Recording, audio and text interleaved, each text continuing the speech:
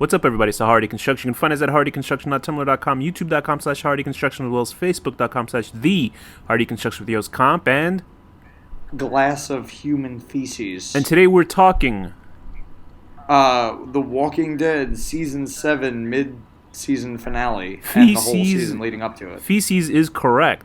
We've already covered the first season premiere. The day will come when you won't be, which is the season premiere of Season 7 of The Walking Dead, which has been going on for 7 years, or has it been 8 years, 9 years? It feels like it's been forever.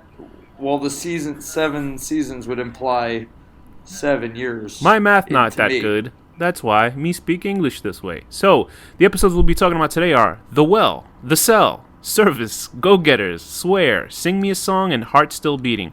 Wow, you know when when I first started saying The Well and then The Cell, I wonder if they did that on purpose with the rhyming scheme. You think they rhymed on purpose? As soon as I said that, I started having flashbacks to the Wu-Tang Clan and their. There are other. It could have been coincidence, is what I'm saying. But the great thing about what I'm bringing about the Wu-Tang Clan is that they would say the rapper's name, and there was 25 rappers in the Wu-Tang Clan. I'm not sure, but they would be like the RZA, the Jizza, You God, Golden Arms, Raekwon. Very good. Okay, so The Walking Dead season. I was almost going to say Steven Seagal. Season 7 has been losing ratings. That season would take place in Russia, and it would be overweight and living on a cruise ship. And then it would just be close-up shots of him flailing his hands at the screen. And I tell you this, I saw, I was at the gym, and I was watching, they had a Steven Seagal film on the television screens on the top of the ceiling. And not at the top, they were hanging off the ceiling, suspended from the ceiling. And I think it was that vampire Steven Seagal movie that I told you about a while back that I saw. You were mentioning it. You said it was horrible, right? Unless he did a couple of weird vampire Steven Seagal movies. But let me just tell you this. This movie has Steven Seagal karate fighting vampires. And I think the only way you can kill a vampire is by slashing their throats. I don't think the vampires even drank blood. So it's not stabbing in the heart or sunlight or anything like that? And I'm telling you, every woman that died in the film, their breasts became exposed for some strange reason, and I don't know why that is. Like, because I was watching it, I was like, and then like every woman they'll show like Steven Seagal kill a woman, like a vampire woman that tried to kill him, and then like her tits were blurred out. So I was like, and then it happened again. So I was like, do all their tits just fall out of the movie? I assume that was like when they make it in Romania, that they were just like, you must put titties to sell to the Chinese. So you know what? I need to see that movie so I can see vampire tits. I believe it's called Against the Dark. So watch it at your own peril, because it is an awful movie. Maybe we might review it one day. Are you kidding? It sounds like amazing from what you're describing. Okay. I mean, you'll see. Anyway, so The Walking Dead Season 7 has been dealing with Negan, the comic book character who is obviously from the comic book, and he's played by Jeffrey Dean Morgan, also known as the comedian from the film The Watchmen. Just Watchmen, excuse me. And I was gonna say The Watchtower, and I realized that's a religious pamphlet that people hand out. Okay, so of course we have Andrew Lincoln as Rick Grimes, Norman Reedus as Daryl Dixon, Stephen Yeun. Oops, I mean I guess we don't have him after the first episode. Lauren Cohan as Maggie Rhee, Chandler Riggs as Carl Grimes. Danaya Gurira as Michonne, Melissa McBride as Carol Pelletier. What? Michonne? What's wrong with Michonne? No, I said that about, don't make me, he's making me sound like a racist. I said that about Chandler Riggs. Sorry, no, that, my UGG was a Chandler Riggs' bad acting. I like Michonne. You hate Carl. Oh, by the way, the reason my voice sounds like that is because I've been screaming at children for the past 4 days, screaming horrible things at them. Danny was like, he's like, you get in this van right now. Anyway, so no, I was saying "ugh" to Chandler to Carl Grimes. I don't want people thinking I'm fucking racist or some shit like that. Even though I am, I'm not racist. I like Michonne. But anyway, so let's go. Let's cover. You like her. You like her. If she was white, you would probably love her. Stop it. So it's been 8 episodes. This mid-season finale has just finished, and we've been dealing with Negan's crowd, essentially butt-fucking Rick, for the last 8 episodes. And in the comic book, Negan was introduced similarly, I think, issue 100. I think he was mentioned before all that. And in issue 100, what they did with the season premiere is when he killed Glenn. And they did that basically Wait, Glenn faithfully. died? Yeah, I know, right? Can you imagine? No, it was the guy who wasn't white. That's the guy who didn't die. Who died? The one you didn't pay attention to because you felt he was inferior to your race. Where's T Dog when you need him? I know. T-Dog's in heaven with the rest of the other brothers that they kill every black man in this show, except for Gabriel. You know what? I got really sad the other day. There was like a marathon, and you remember that kid?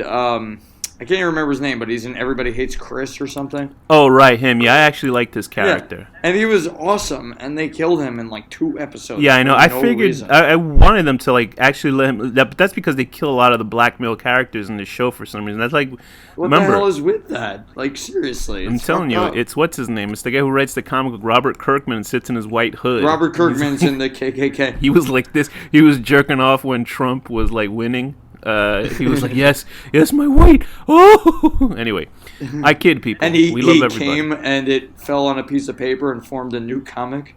Okay, so anyway, so this season has also obviously been dealing with Negan's being a dick, and I've been having issues with the way Negan is portrayed in the show as opposed to the comic book. A lot of people have been comic fans. Obviously, those are the people that don't matter to the TV show. So.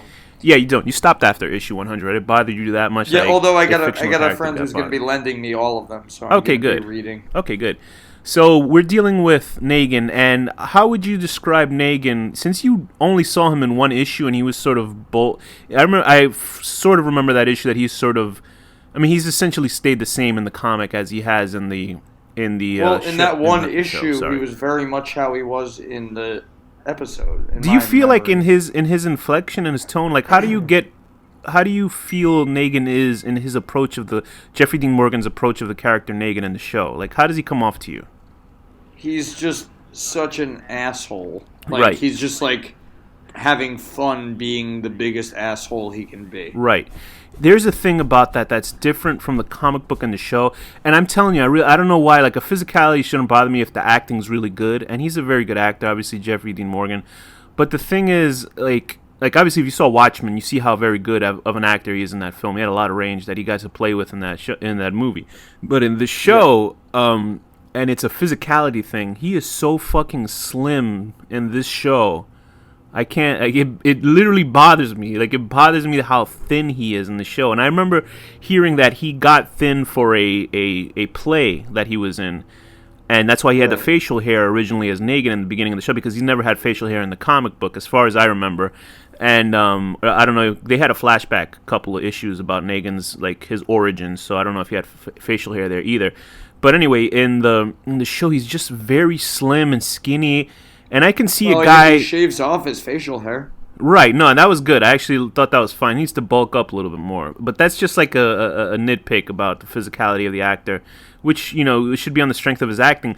But for some reason, like, the way they're playing him, the way he is playing Negan is, like, he's supposed to be intimidating and scary, and he's an asshole, and he is.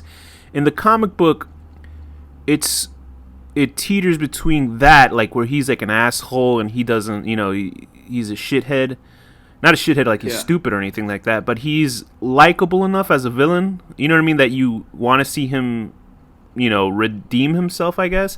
I don't like Negan anyway. Right. I like him as a character, but I just don't like him, the character, if that makes sense. You think he's too unlikable? Yeah, he's about, like, the only person I think is worse than him in the show is, take a guess. I don't know, the governor? Guess. No. I mean, in this current season is probably the most insufferable character that I hope they blow him to smithereens. Even though he does. Dwight? Yes, Dwight. Dwight to me is probably the most insufferable bastard I've ever seen in a television show. Like, he's literally the worst character I've seen. Not worse that he's like a bad actor or anything. He's actually very good. He's just such a scumbag, and you can see why he's an asshole, because he basically has half of his face melted off, and he has to. Well, now we know how he got his face melted off, and he has to, which is weird because the reason they altered it a little bit. Why when he left with the girl, that he did it out of penance. It wasn't they did it because he was cheating with the wife. That's why he got his face melted off. It wasn't because he chose to stay in and get his face melted. It was like that's what happened, and he got in line. And in the show, he's sort of this he's just like a reprehensible piece of shit. In the comic book, he's not that offensive. I mean, I actually feel bad for him a little bit. I do too, but it's just that him. it's almost like a kid who's been bullied, so he starts bullying other kids. He's abused at home, so he starts abusing other people the same way. Do you know what I mean? Right. So he's sort of like that. I have a funny story about that. Not about me, but like I remember I used to get picked on by this kid. Right. He's just bullying me around, and I found out later that he was getting abused at home, and I was laughing. Anyway, so What a bad person. so yeah, I'm a bad person. So anyway, so these episodes dealing with Negan have been, it's split because some people are kind of getting sick of the main heroes of the show constantly being abused for these 8 episodes in a row. I mean, literally, it's just Well, them. I mean, that's the point. No, I get that, but I think a lot of people, like, for some reason they're saying that the ratings are getting lower, which doesn't mean anything because it's like People still are such babies. it's still 10 share, which is a high, like 10 million views, which is pretty good for live show because mostly everybody watches stuff on Netflix or after. The whole point of this whole half season is to make you hate these people. Right, so it makes it much sweeter. Much more rewarding. And they have made a couple of hateable motherfuckers, and this Negan's top guys are probably the most hateable motherfuckers. I hate that fucking guy. I know who you hate. The guy with the mustache with the guy with the mustache who's apparently in Westworld or whatever. Oh, yeah, you're right. I didn't recognize him. Yeah, you're right. He's a scum. I haven't seen Westworld, but my roommate was like, "Oh, that guy's in Westworld." I fucking hate him. I hate him more than Negan. I hate him more than Dwight. Why is that? I thought you'd side with a guy with a mustache. It's that fucking shithole smile. Like I want to fucking punch his teeth out. I'm trying to figure out the name of that character. Is it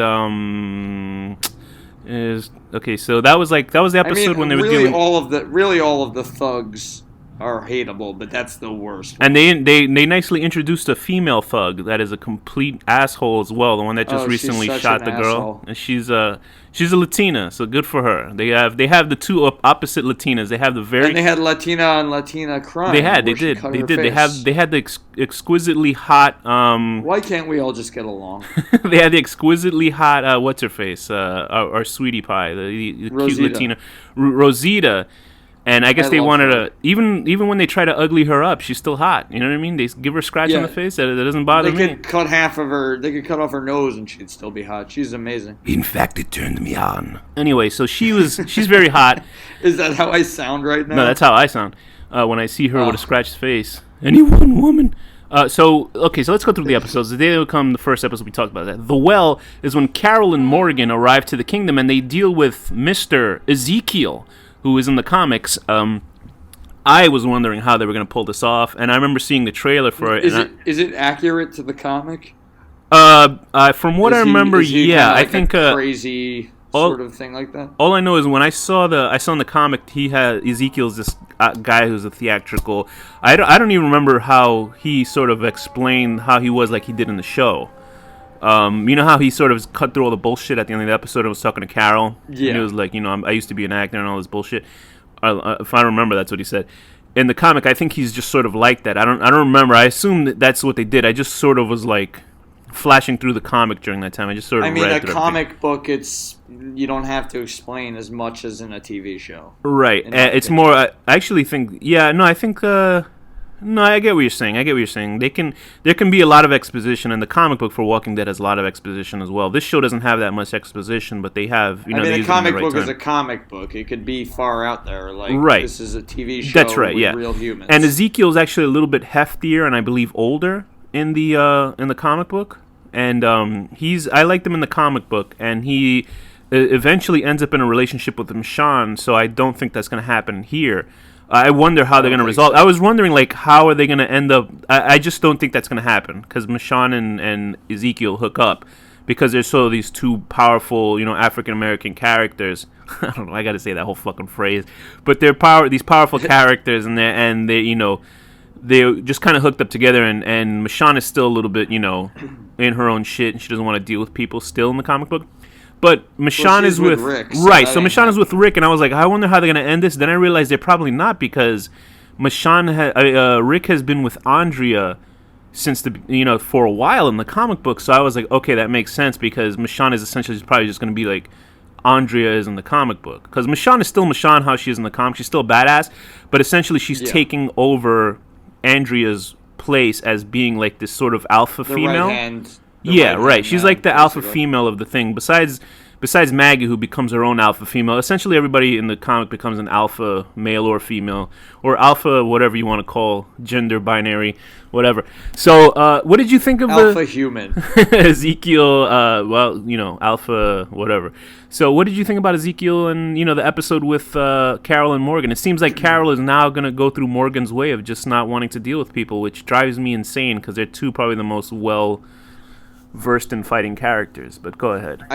Well, no, I mean, they're not going to stick with that, but I feel like Ezekiel is going to get eaten alive if he doesn't take, if he tries to lead the fight, like, he's going to get destroyed. I do like that they're giving diseased meat to he's the goofy. They're giving diseased meat to the saviors. That's pretty cool.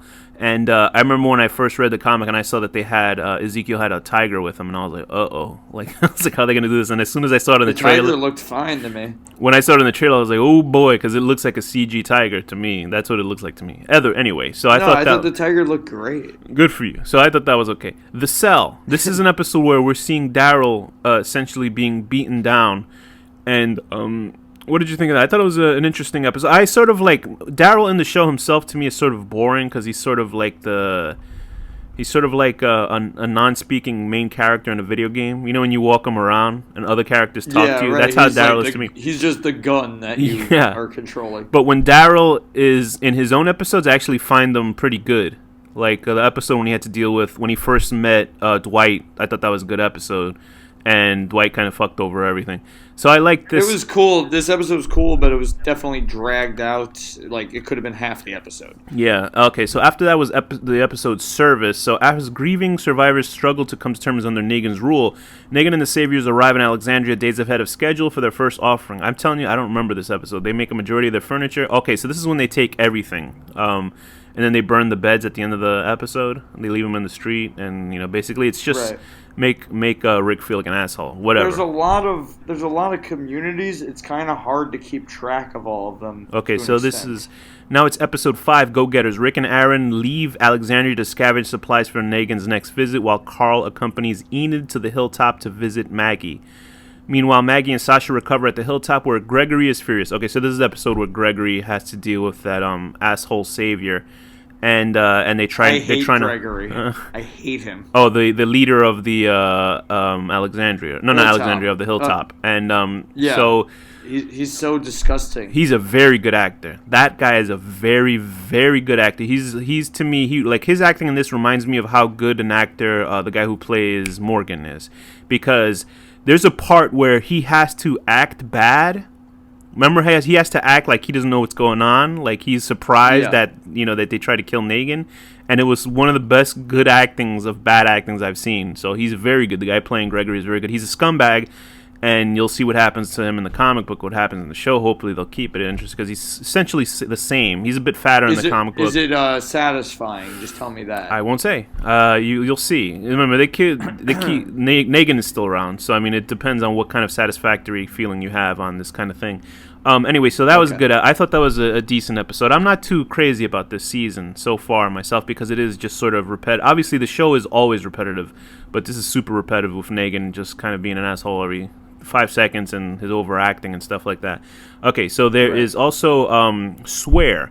So this is the episode with Tara when she and who's the guy with the braids? Imagine this whole episode is just like somebody cut together. Yeah, and they just bleep it out. Cursing. Remember, they don't know who they're screwing with. When Tara and Heath go on their wacky adventures, we find out what happened to them, and Tara ends up at this this place called Oceanside, where she meets a coven of witches. I mean, women. And they, I didn't mean that as a sexual thing, but it just kind of happened that way. So she ends up at Oceanside, and it sort of becomes a female Lord of the Flies, and she runs afoul of the ladies. I thought I had no sort of feeling of Tara. I actually liked her because she's sort of funny. For her, that could be like a heaven sort of situation. Right, because she was, because Danny's making a sexual joke. She is. I was not. No, I just meant like she sort of is as realistic as her dead girlfriend was. She doesn't know her girlfriend is dead. The one with the glasses. Emma started with an E. She'll find out. Yeah, she was sort of written similar to her girlfriend, because I don't remember Tara having any kind of personality until this episode, and she's sort of sarcastic. She did. Her and Glenn had a thing. I actually really like Tara a lot. Yeah, I like Tara now. I think she's funny. I didn't care about her girlfriend. I think her girlfriend was thrown in there like kind of just to have an extra character. Yeah, but I think her personality and her girlfriend, her ex-girlfriend's personality, were sort of similar, where they're sort of like, oh shit, like sort of realistic in a way, like they're sort of... yeah, they're like dorky women. And it was funny how they try to play off the real-life pregnancy of the actress. So she sort of gains 30 to 50 pounds in the show, and they don't explain it. Oh, she's pregnant? She was pregnant. That's why she's a bit heavy. Because if you remember the first couple episodes she's in, she was like very svelte, and she's model-esque, and now she's like sort of different model-esque. And she's obviously gaining weight, which is fine, but it's just they don't explain anything. It's sort of like, there's other characters that are... Just to clarify, there's like heavy... You're okay with it? Huh? Yeah, of course. You're no, okay I don't care about that just crap. To clarify. No. She's still cute. I'm just joking. Yeah, I know you would, you bastard. You're trying to get me into trouble. I'm setting you up. But I'm like saying they have I think the guy Fat Anthony. So they still are overweight characters. I don't know. I'm surprised that Negan would have like overweight guys in the team. I would figured he would break their balls so much that they would lose weight or something like that. Yeah, how could anybody be overweight? Like that was the same thing in the Lost Island. How Hurley was always overweight. It's like how? I mean, they do. Didn't they explain that he was stealing rations? He was stealing rations. Yeah. On that show. No, they did, but then I don't know how much rations you can fucking steal though, because that guy. But then even after that, it's like, come on, you're like, even if you're stealing rations, you're running around, right? Sweating all day. Yeah, it doesn't make any sense. That's bullshit. But remember that island had a flying black cloud that had thought. So. We have to deal with Tara. She ends up getting away. I like that episode a lot. I like Tara. The next episode, Sing Me a Song. This is when Jesus and Carl infiltrate the Savior's nesting ground, and Negan takes Carl around on a tour. And I like this one a lot, actually. Why is that? It was just a fun episode, getting to see behind the scenes and just him fucking with Carl the whole time. What did you think of Carl's his new special effect of his fake eye, of his missing eyeball? It was okay. It seems very scary. It looks worse in the comic book. Like he literally is missing half of his face in the comic book, and he doesn't have that girly haircut. Oh, excuse me, that non-binary gender haircut that he has on. And I don't think he's that bad of an actor. I don't think he's very good of an actor. I'll continue saying that. I feel bad because I'm not going to say he's a great actor, but I don't think he's horrible. I believe he's a very hardworking young man, and he's knee deep in any genitalia that he wants to at this moment. So good for him. I'm That's the loser true. here. Do you think that he uses his eye as an insert point? You think he's talking about me on his own podcast? No, I'm talking about him. So there you go. I'm the loser. Anyway, that episode, how dare you, Danny? How dare you? So, I like this episode, but the thing is, I don't feel strongly about this season at all. I sort of liked last season. Right. This season, I don't really feel too strong about it because I'm sort of like, okay, I get it, Negan's an asshole. Very good, very good. I can get that in 2 episodes. I get that from the first episode. But I guess they have to fill out time. And I would say it's sort of like what they did with the governor, but the governor, they completely fucked that up. They essentially rewrote the same shit twice. Remember for him to attack the compound, they did the same episode twice with it as bookends. It was very stupid. I wasn't a fan of the governor at all. So now, episode 8, which was a mid-season finale that just ended right now, which Heart Still Beating. What did you think of this? This is when Daryl escapes the sanctuary with the help of Jesus.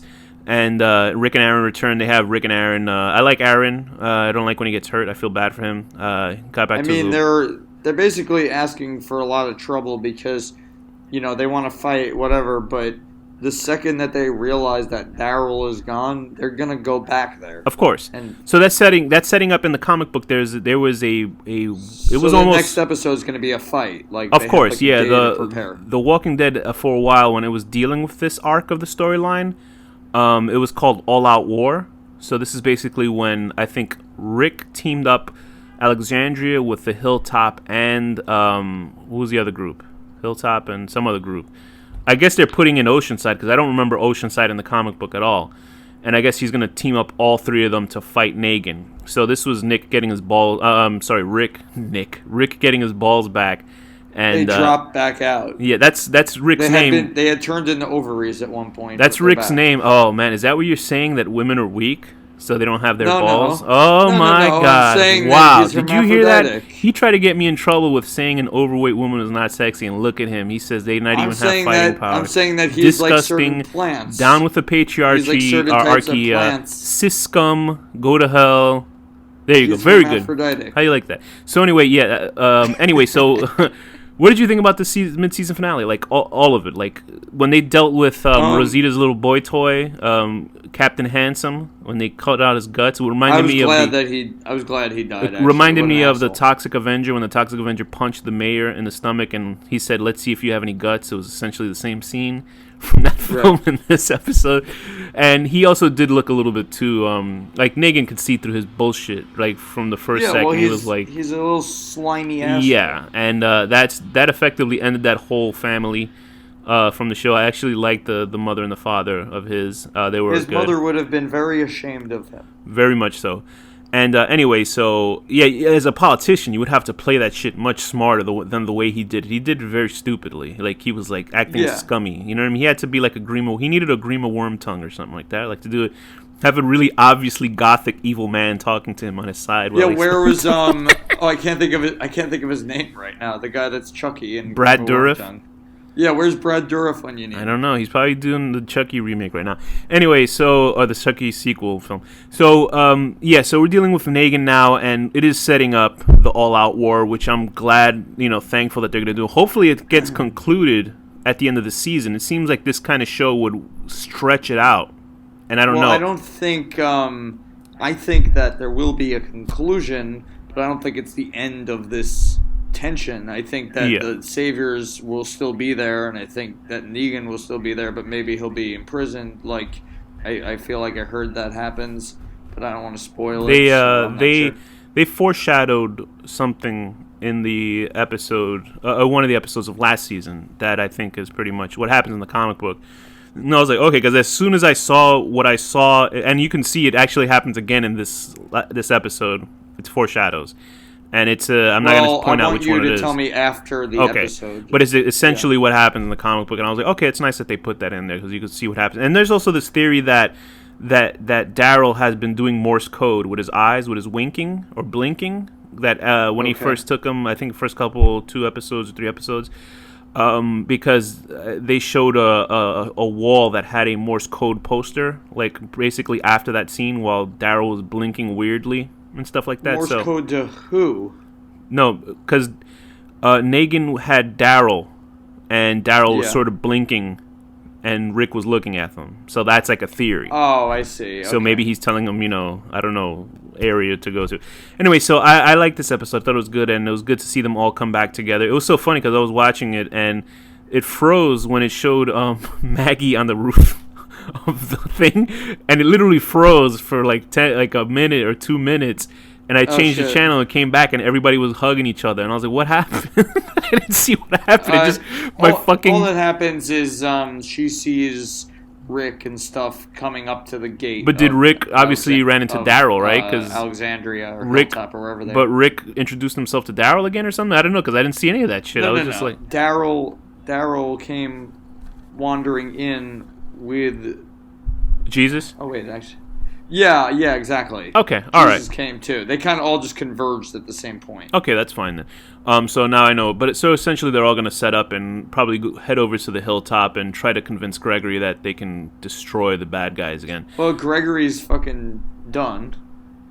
Yeah. So I mean, yeah, pretty much, because it looks like Maggie is going to be taking control because she's busy crying at Glenn's grave or whatever. I thought it was good. I liked Rosita in the episode. She was so fucking. Hey, Carl got his first little kiss. I'm sorry that was nice. What's that? Carl got his first kiss from Enid, or however his that's right. name. I mean, I feel bad to reduce the actress who plays Rosita just on her physicality. She is so fucking cute. Especially the part where she's crying, talking to Gabriel. I was like, oh, she's so adorable. That's my turn on. And I don't mean it because I like seeing women cry because they're her. I don't know. I'm a sick guy. I'm a real sick guy. I'm a pervert. But she's very pretty, and they scratched her up, and she still looks cute. And yeah, her boyfriend died, and they took old little mullet man. They took him away, and she busted his balls big time in one of those episodes, which was right, but yeah, she really did. up. But I liked it. I thought it was good. I'm not too crazy about this season, but I don't hate it. And you know what? I'm stuck with the show. There's nothing I can do about it. You know, you invest honestly, seasons. The show could be horrible. I'd still continue to watch it because I've seen so much, and it's a horror movie TV show. And it won't be ending. You said there's going to be 12 seasons or something like that, right? Very good. Is that true? That's what you told me. I thought it was going to be like 9 seasons, so we're almost there. But I don't think so, because like 2 seasons, they'll wrap this up. Probably not. No, unless the ratings continue the way they are. Anyway, with that, what would you give this season, this first half season of The Walking Dead, season 7, the first? I'm gonna give it. It didn't wow me as much as I was hoping, but I do like it a lot. So I'm gonna give it an 8 because it was a solid 8. Wow. Yeah, in my mind, it was a solid 8. It was definitely way better than like the farm season. I would give... Oh, sorry, go ahead. Wait, I didn't do my rating. That's how much I was ready to get out of here, but go ahead. It's an 8 out of 10. Getting your first kiss and finding ways that you can exploit your eye hole with your new girlfriend. Boy, do they exploit it in the comic book. There's a girl who hooks up with... Carl, and she sticks her tongue in his eye hole, and I'm not joking. Is that real? I'm not kidding. So, wow. I would give this a 6 out of 10. Trying to sell out the 2 women that snuck into your compound, but then losing all your good booze. Ooh, hoo, hoo. Poor Greg. What an asshole. Poor Gregory. Anyway, with that, Danny, what's the final word? Glass jar filled with urine.